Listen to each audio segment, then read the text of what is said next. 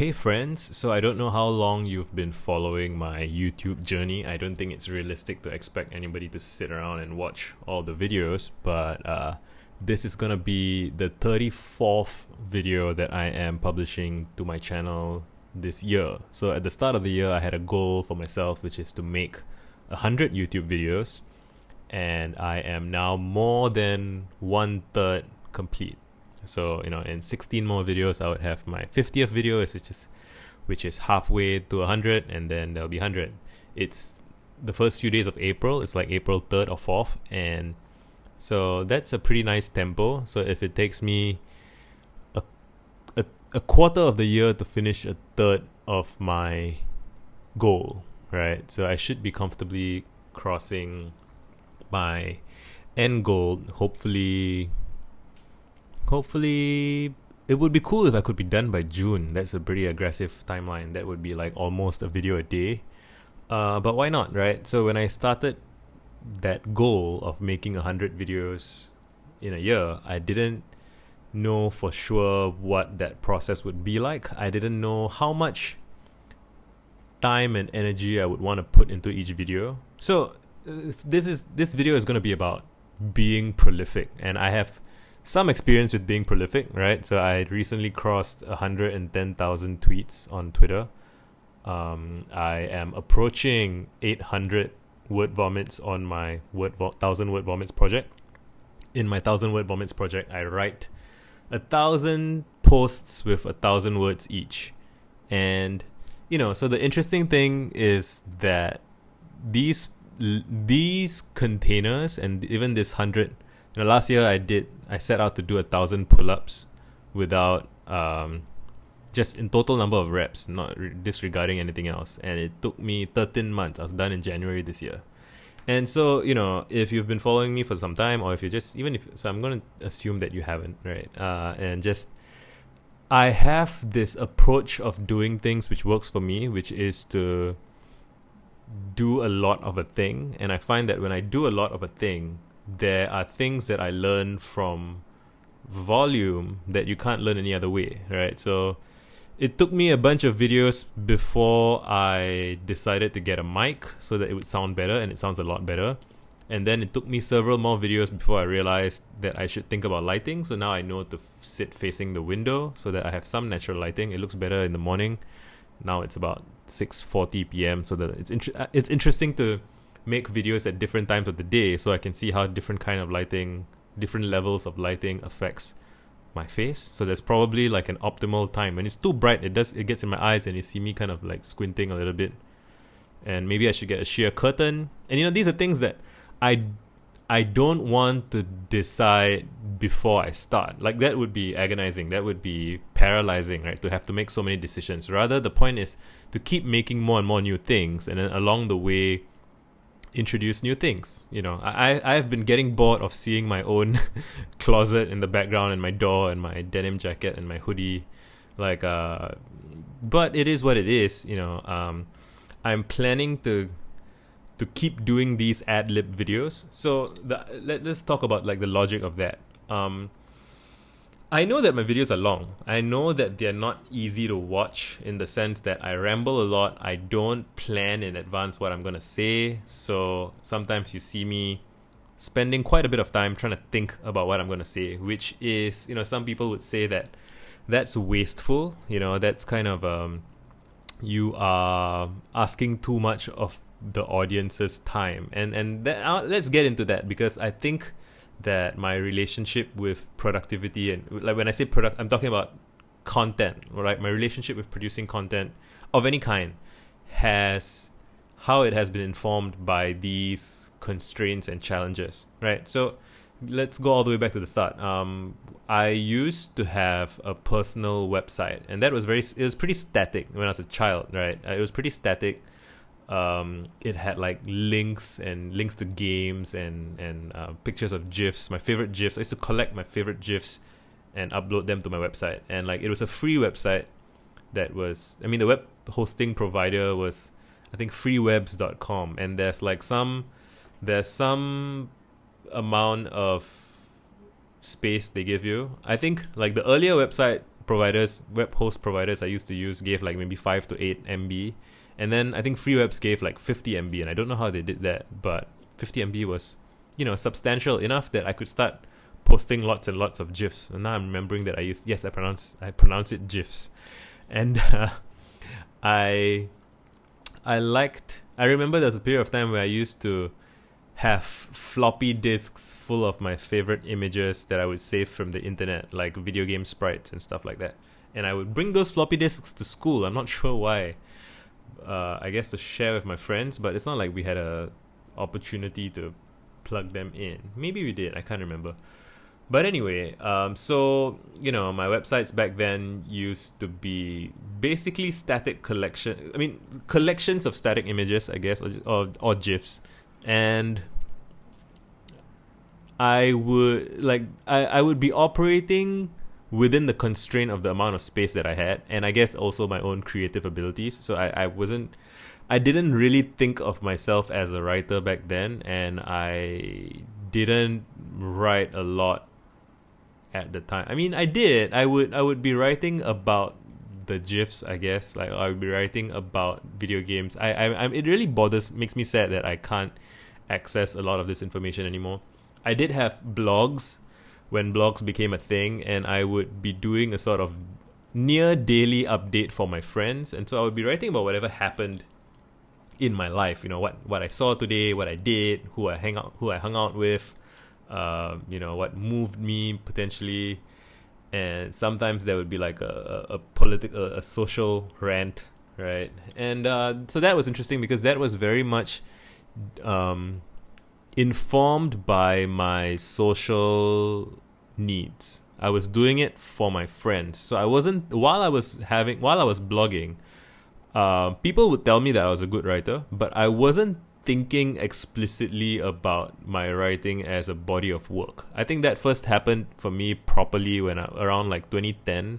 Around 2010, I started a WordPress account, and so I used to blog on a defunct website called Diary X, and then I moved to LiveJournal, and then going from LiveJournal to WordPress was a big difference for me because on WordPress, I felt like my content was public facing. Technically, LiveJournal is accessible to public, but it didn't feel public facing. It felt like it was between me and my friends, and if somebody from the public came along and saw it, good for them. But WordPress felt very much like it was meant to be public facing. It was meant for a new audience, right? And my WordPress blog was about my local news and local political issues, a little bit about video games, a little bit about like philosophical stuff that I was getting into. I remember I was very much caught up with this. I was very passionate about ideas like the 7 sins. I remember I had a period of time where I was very much into how can the 7 sins be subverted? Can they be hacked? Can we take these supposedly bad drives and channel them into positive things with positive energy? And I wrote this whole like series of blog posts, and they got a pretty decent amount of blog traffic from strangers even, and I enjoyed that very much. And that was me.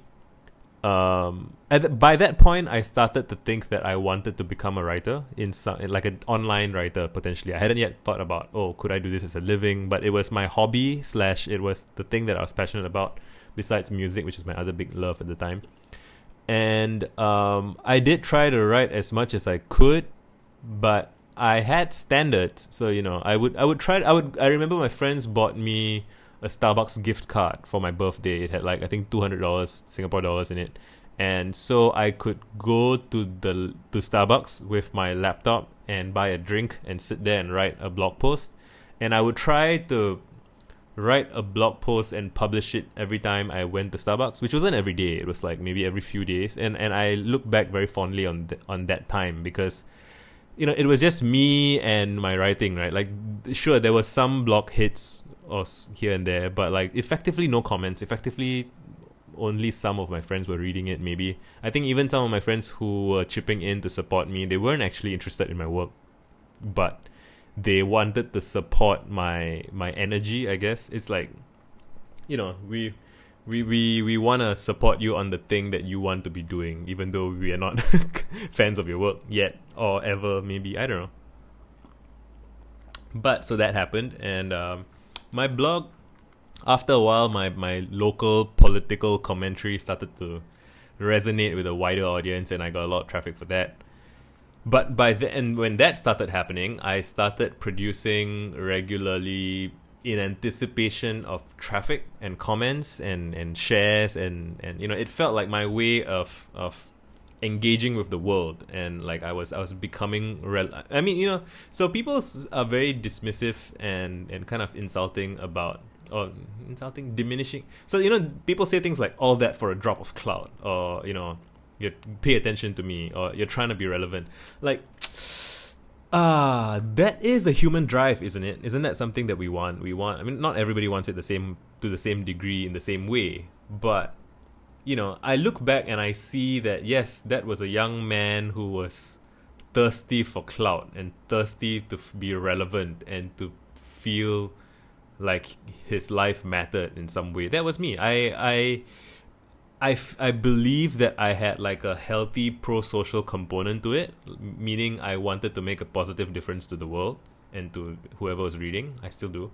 And I also think that there was an unhealthy component to it, where I was needy and selfish, and just I was a teenager. I was scared and lonely and desperate, and I felt like if only I become a popular blogger or a great blogger. Well, so those two are different things, and there's a lot of important nuance in that space, and I am proud of my younger self for trying to ask those questions always and navigate them. And I would give credit to other good artists and public figures. I would say Hayley Williams was a very big influence for me in that front, and some like people from the ages, right? Just really old.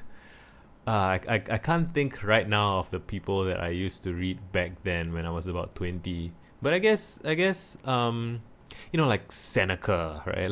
like just people, who else? Cicero, maybe? No, I don't think Cicero. But just these old, ancient repositories of wisdom, saying not to lose yourself amongst others, right?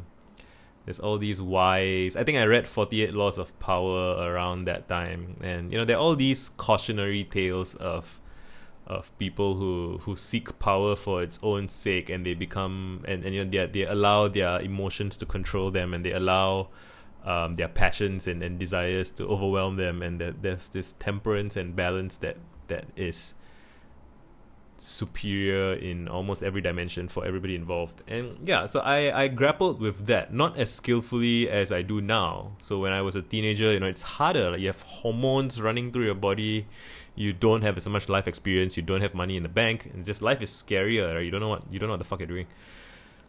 But besides all of that, I kept writing, and looking back, that's one of the things that I'm most proud of, that I kept writing. I was writing blog posts. I have blog posts from every year of my life since I was about maybe 13 or 14, and there are some missing bits from when like my service providers shut down and stuff, but like I have content that goes way back, and I can go back and read the old content, and I can see the hopefulness, I can see the passion.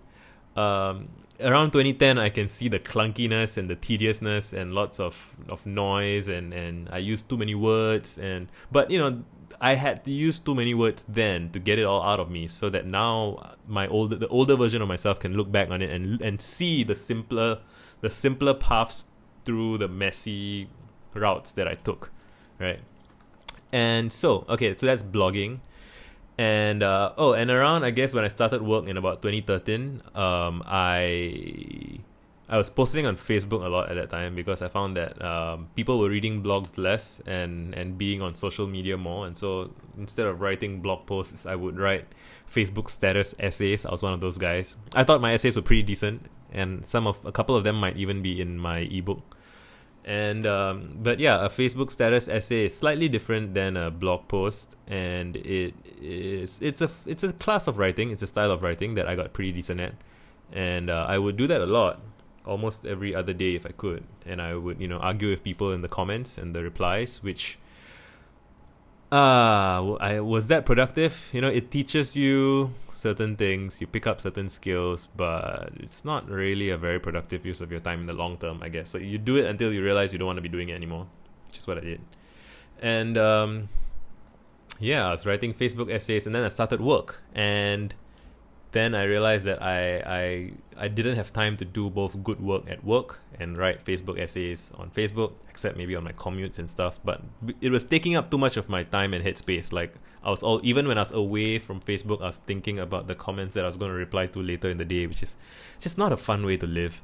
And so I decided to abandon Facebook and just kind of social, political blogging in general, because at the time it felt like the atmosphere had become really, for me at least, I felt like I was getting overwhelmed on all sides by unreasonable people and just very myopic, big fights over small things, and I didn't have the time for that anymore. I had bills to pay, and so I focused on my work, where my work is also writing, right? And so there I build up a body of work at work, writing content marketing pieces, which taught me a lot as well. It taught me to be much more precise in my language. It taught me to be less tedious, because with marketing writing, you have to pretty much assume that the reader has no time and they're very busy and they don't even really want to be reading it, but they kind of have to.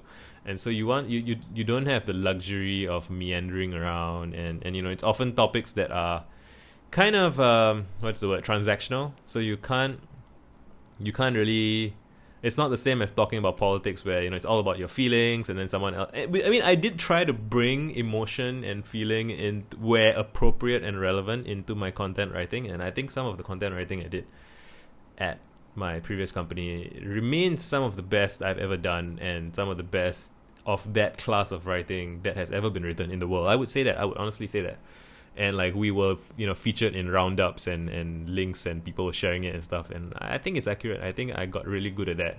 But eventually I got kind of bored of that as well, because I felt like I said what I had to say in that space, and I kept doing it because it was paying my bills, but I was starting to feel unfulfilled. And but I stuck around at my workplace for a long time because I loved my colleagues and I loved the environment. But eventually I had to leave.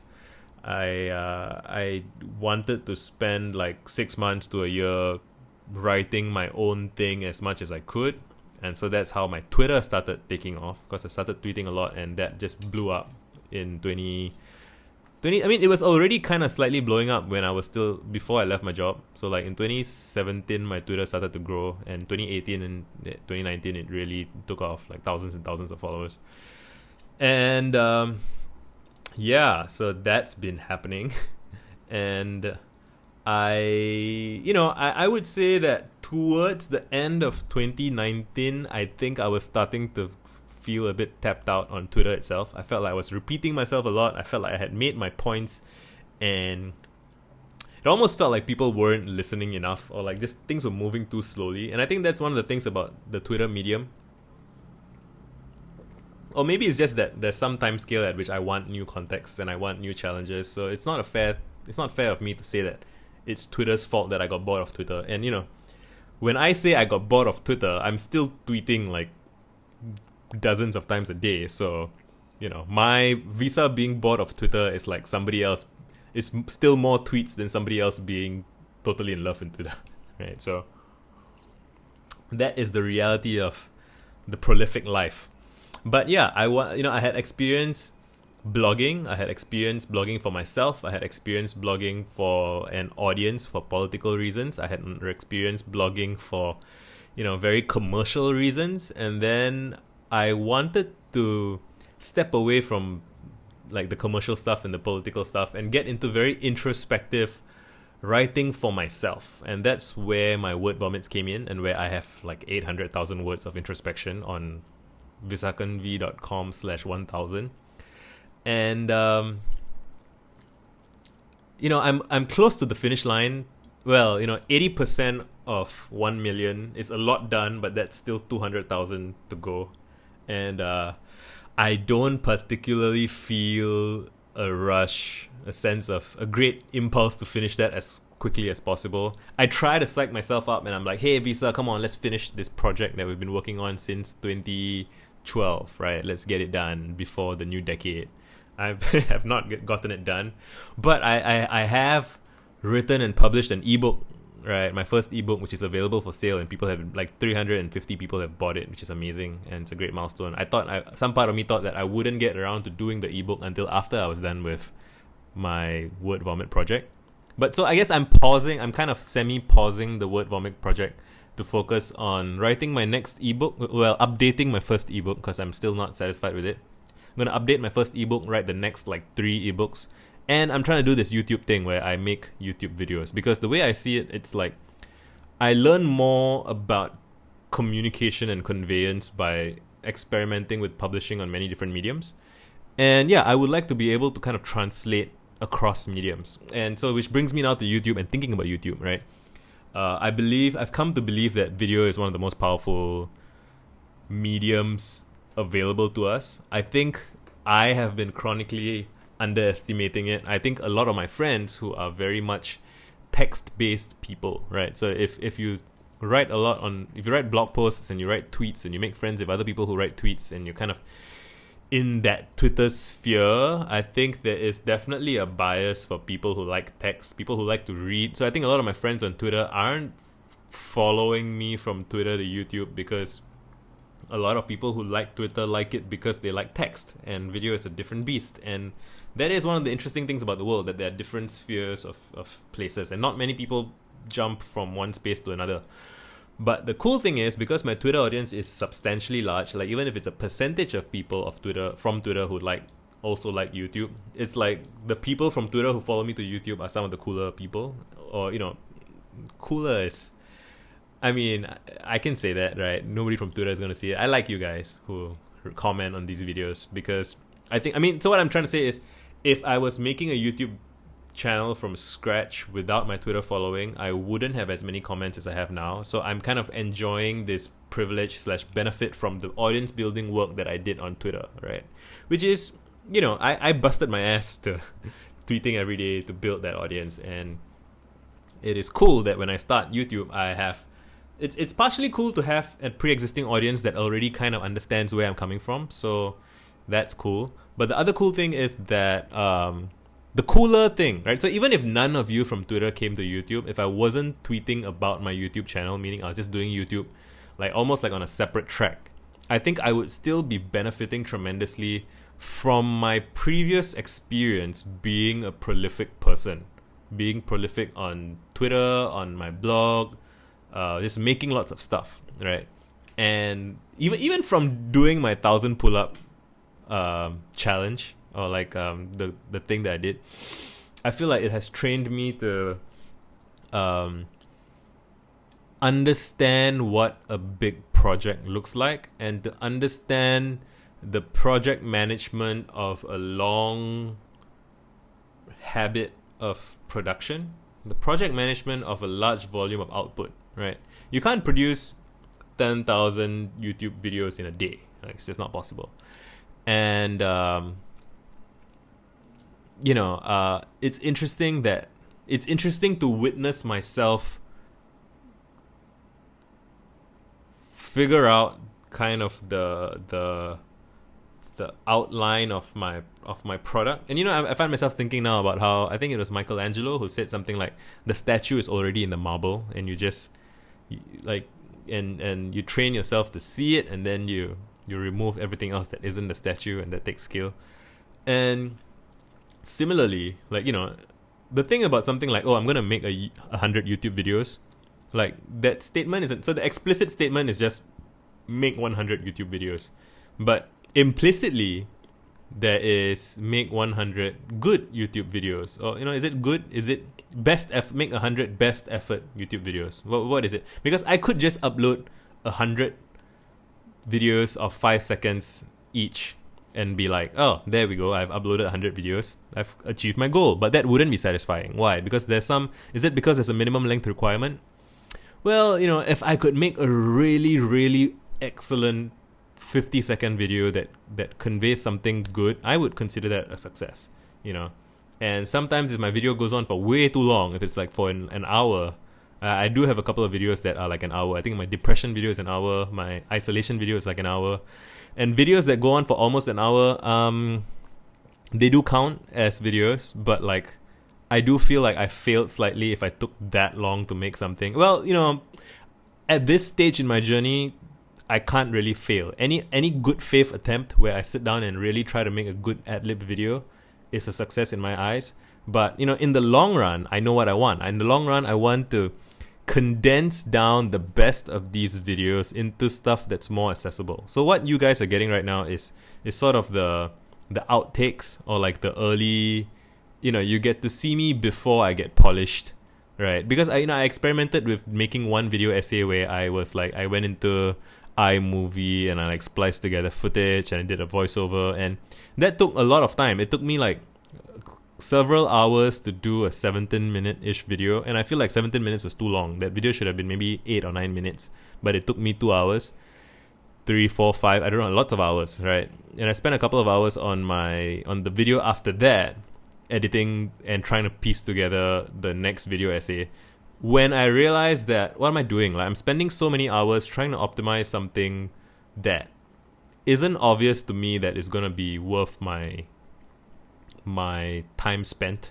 at that point in time. So I'm convinced right now that the best thing I could be doing with my time is doing these ad-libs where I just talk into the camera for half an hour a day and upload it without editing it. I do like I do like figuring out a nice thumbnail. I like figuring out a keyword for the like what the topic of the video is in a word. I like coming up with the title, and that is kind of the frame. That's the frame within which I'm operating, right? And I could theoretically be recording several of these videos a day. They do tap me out though. I do find that once I've done one, I don't really have the energy to do another, and it's not like I'm doing one every day as it is. So it's an interesting thing to make a part of my life. Like, can I do one every day? Can I do, like, you know? And I find myself thinking things like, if I was getting paid, or if I was incentivized in some way, or, you know, if you have like a thought experiment where you put a gun to my head and I have to make 20 in a day. Like, yeah, I guess I could, but like it would suffer in some ways. So there's an element of trust the process, and there's an element of challenge yourself and push yourself, but there's also an element of be kind to yourself, and maybe there's some level of you that's processing information in the background while you're resting. So resting is important. I do think that it's not realistic to be productive for more than 4 hours a day. I used to think, I could do 8 hours of work. No, I can't. Like, let's just accept that 4 hours a day of productivity is the limit. And I'm hardly ever, if I like every day that I don't publish a video at all, it's like, well, there's 0 hours in the sphere of video publishing productivity. So, why not make half an hour of video every day? What would that look like over years, right? Like, what if I did an ad-lib, the daily Visa show for 30 minutes every day, right? That's what's kind of happening, and I don't want to, but I'm not adding too much polish to that. I'm not adding too much production and glitz to that, because I don't want to set up the wrong expectations. Like, really, and so what I'm, taking 28 minutes to say is that while you do want to think about the readers or the viewers, ultimately the artist's number one obligation is to the art itself, or to themselves, or just I have to be making content that I like. If I don't like what I'm producing, I'm wasting my time, and by extension I'm wasting your time.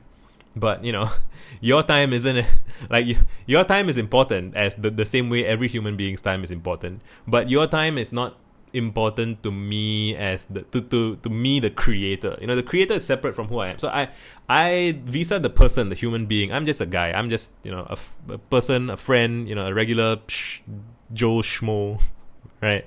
But then there's Visa, the creator, who's present in this process right now. He's the one talking, I guess, and but and me, the janitor, me, the manager, the meat bag responsible for for whatever fuck shit Visa the creator does. I where am I going with this? I have seen what the work that Visa the creator does can do for people other than myself, right? And it also does for me. So it's the relationship. It's challenging for an individual to have a healthy relationship with his or her creative source, and with the work, and with the audience. And I would say that up until now, I have been erring on the side of, well, in recent memory, right? So when I was a teenager, all of it was fucked up. But then when I became an adult and when I started working, and since then I have been erring on the side of caution. I have been trying my best to be deeply humble and again, like, talking about humility is a bit of a trap, because people can always say, how dare you say you are humble? That's humble people would not say that they're humble. But I would say it's something that we have to be able to talk about. Otherwise we relegate it. Otherwise we cut it off, and it makes it such that only people who are genuinely naturally humble can be humble, and anybody else who wants to become more humble is kind of trapped, and they're kind of stuck, and they have no choice but to languish and suffer. And I do think it's possible to become more humble. You become more humble by failing publicly and accepting that you have failed. I was thinking recently that when I used to organize concerts as a teenager, I was fucking full of myself. I thought that everything I touched would turn to gold, and then I had a catastrophic by my standards back then as a 17-year-old. I failed and I lost like $1,000 ish, which was like all my money, more than all my money. I had to borrow money from a friend. I had to work to pay it off. I was miserable. That was a humbling experience. It was, like, objectively, it modified my behavior subsequently. It changed the way I had a relationship with work and failure and success and everything, and it's important to be able to talk about that. Okay, digression over. Where was I going to go with that? Being prolific, making lots of videos, right. So I was talking about the creator self and the person self, right? So I'm both, and when I start to think about it, I inhabit the person self. The creator self is kind of there's too many metaphors for this, and once I become self-conscious about the creator self, I tend to fall back into the person self, or the janitor self, and but sometimes the creator comes back, and it all meshes together, right? It's not clear who wrote what. I think Borges, how do you pronounce it? Borges has an essay that ends with, like, I'm not sure which of us wrote this. Like, yeah, I'm not sure which of us is speaking to you right now. It's trippy, it's wild. That's part of the fun of doing creative work. It's like you get to lose yourself in the work, because part of it is you and part of it is something else that's not quite you.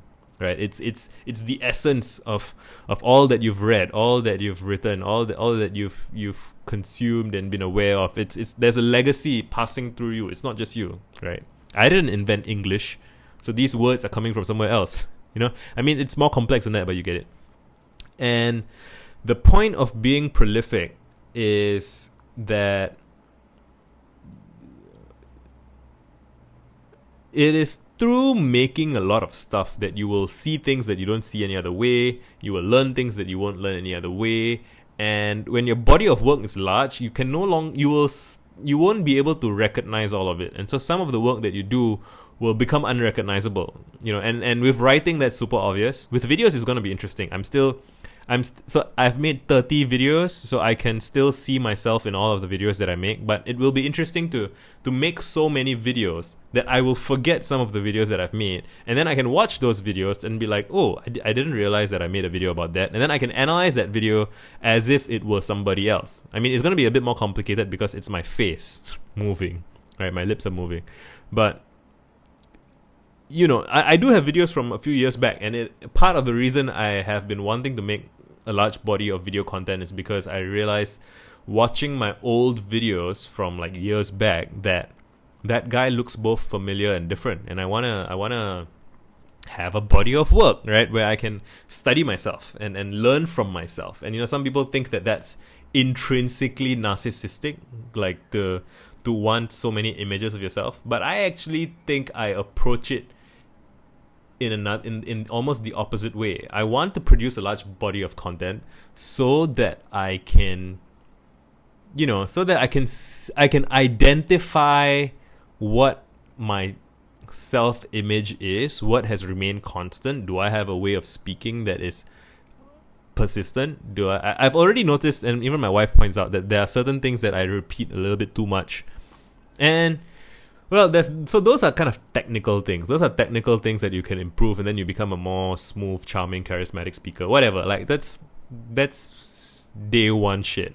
The cool thing, I think, is noticing that there are like things that I'm clinging on to for like life support, right? Like if there's parts of my self-image that should be allowed to wither away, right? And it's inviting public scrutiny and inviting feedback from other people to review it, to revise and review my self-image, right? So I'm trying to not be attached to any one facet of myself or any one static version of myself. I joke sometimes that I love myself too much to be a narcissist, because a narcissist is in love with a very specific version of himself, and that's a prison. It's a kind of prison to be trapped by your self-image, which is constructed, which is inherited in some way. It's like, what if you loved yourself enough to let go of your false expectations of yourself and your false image of yourself, and just this static version of yourself, and you let yourself be dynamic and you let yourself be free. And I feel that being prolific in output is a way of achieving a kind of freedom, because eventually you run out of the same idea. Eventually you've walked over all the ground that you've walked over. You've said all the things that you've said before, and you've repeated yourself enough over and over again to the point where all of your material is entirely known to you, right? You know everything that you can do, and then there's a chance for you to break out of that. I have a quote that goes something like, journaling allows you to jailbreak from your mind, from the prison of the sub-vocalizations in your mind, in your subconscious, because you keep saying the same things to yourself in your head over and over again, and you don't realize that you're doing it because you don't remember it, because there's some part of your brain that actively forgets, right? There's some part of your brain that every time you make a bad decision, it recognizes that it's a bad decision in the moment, but you make the bad decision again because it conveniently chooses to leave out what you should have learned from the last time because it's painful. And so if you journal properly, right, about what happened, what your regrets are, what your mistakes are, if you journal properly with the first principle of I am going to investigate with the spirit of curiosity, right? If you do that, then you can identify what the bad patterns are, and you can potentially find a way to break free from them, to chart an escape, to chart a jailbreak, right? And like jailbreak is not simple, right? You have to know where the guards are, you have to know where the keys are, you have to know what the time is, because otherwise, like, the homeostasis of your body and mind will keep you locked where you are. And if you evaluate literally any person who's ever achieved great things, right, in my opinion, like a vast majority of people who've achieved great things, almost all of them had some kind of journaling process or some kind of body of work, because you have to build on itself. I guess you might have people like Socrates who didn't believe in writing things down, I guess, but in that case the body of work is memorized and it's in conversations with people. And I don't know, I'm not sure if I could do something like that like Socrates. I'm much more a Da Vinci kind of guy, where like I think my way through lots and lots of notebooks. And if Da Vinci needed notes, am I gonna be better than Da Vinci and not need notes? I don't think so. So I am constantly taking copious amounts of notes and re-referencing them and revisiting them, and these videos are notes as well, and I can revisit them at any time. And it will be fun at the end of my 100 videos to come back to this video number 34 and see what I said and see if there was any mistake in anything that I said. There probably is, right? To see if where was I clunky? You know, I'm remembering right now that earlier I lost my footing a little bit while talking about the creator self and the janitor self, because I think I wasn't mentally planning to talk about that, but it happened. And I'll probably make a separate video about that one day, right? And yeah, it's fun. I'm having fun. I am, even with missteps and even with like shaky moments, it's way better than not doing anything. Like that's a truth that I sometimes try to hide from myself, because making stuff there's like an activation energy and sometimes you're tired. But in the long run, everything good in my life seems to stem from the fact that I am so prolific and that I have constantly been making stuff, even stuff that's not that great. If it's not that great, then at least people can give me feedback and I can improve on it and I can do better the next time. So be prolific, right? Be so prolific you don't recognize yourself. And then in that creation is freedom. I believe this to be true. I believe it to be true that being prolific has in several important and fundamental ways made me more free. I invite you to consider trying the same if you would like to. Done.